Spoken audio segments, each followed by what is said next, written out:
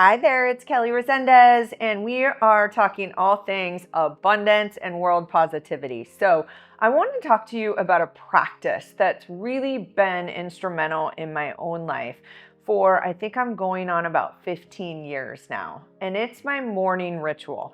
A lot of you have commented over the course of the last couple weeks about really what am I doing every day? And what I would tell you about my morning ritual is that I look at it like it's air or water. It is a necessity in order to stay in abundance. It's a practice that I am committed to 365 days out of the year. Now, why is that important? I think one of the reasons is that the commitment that we make to ourselves is one of the ways that we really build our worthiness, and we build self-love, and we build, I would say, just this framework for success. When we make commitments to ourselves and then we don't follow through, it can create a lot of shame. It can create a lot of guilt. Like, we all know we're hard on ourselves. And so my morning ritual is one of those commitments that I made many years ago that I've just really stuck to. And I know that it is one of the reasons why I've been able to stay in abundance in spite of anything that's happening in my life. So it didn't come by accident, to be honest with you. It was one of those things where I went to church and there was a pastor that talked about reading the Bible, and then I read a book.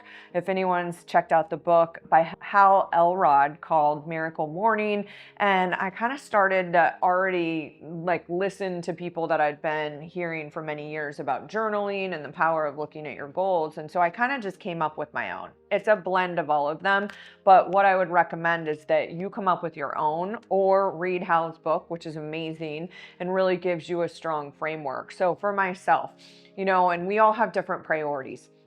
That was one of the big things that I looked at are what are really my priorities in my life, and how can I make sure that my time, my energy, and my money are really in alignment with those priorities so that I'm not kind of feeling burnt out or guilty all the time. So for me, it's God. For you, it might be, the universe or nature, yourself, your family, whatever it is. Again, no right or wrong. Come up with your own priorities. And so by putting God first in my morning ritual, it really is just, showing myself what's most important. And so I do read a devotional. I read Jesus Calling every morning. I read the Bible every day. And then I look at my purpose. I absolutely just look at my purpose every day. I want to remind myself, or that reticular activator that shifts focus in my brain, what I'm really here for. And so for myself, my purpose is just to fearlessly share wisdom so that I can help people increase joy and reduce self-suffering.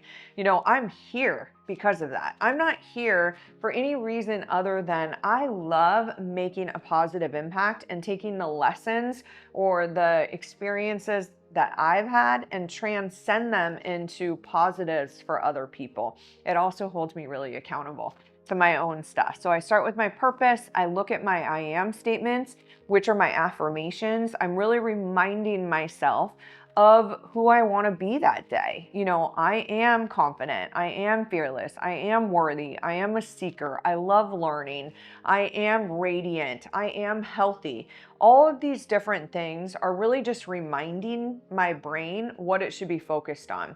And then I look at how I want to feel in every area of my life. Again, it's that reminder that I'm responsible.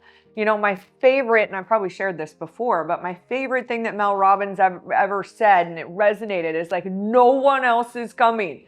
No one's going to rescue you. You have to create the life that you desire because nobody's going to do it for you. So I focus on how I want to feel as I start my day as a reminder of if I want to feel grateful, I need to create experiences that I'm grateful for. I need to be present in conversations. If I want to feel abundant, I need to make choices maybe not ordering DoorDash twice and spending a lot of extra money that I don't need to. So they're all reminders about how I want to feel in my life. Then I review my goals and then I journal. And my journal routine is consistent every day. It always starts with gratitude. It always starts with the things in my life that I'm really most grateful for. And then the last thing is, if I'm really struggling with something, I'm going to hand it over to God and I'm going to ask for His help. I'm not going to trust in my own human knowing or whatnot. I'm going to really just engage what I believe is the most powerful force in the world to really be able to help guide me to either the information. A lot of times it comes through, I turn on YouTube that morning and I see a video by Eckhart Tolle, or I see something different that's out there that helps me reframe a situation that maybe I was struggling with, or a book comes into my mailbox or whatever it might be. And so I'm really journaling, the things that I'm holding on to, so I release them. I get them out of my body. I'm honest with myself about what it is. And then after I'm done with that process, in which I just use a journal book every day, I actually rewrite how I want to feel and my goals every quarter. It's just, I think the power of writing is really helpful for us as well. And it also gives me an opportunity to up level how I want to feel or what my goals are. And then I meditate. And my meditation, I'm committed to at least 5 days a week. And it's not long. It's like 5 minutes, 7 minutes. It's something that I give myself this opportunity to really breathe into the moment. I use different ones on YouTube.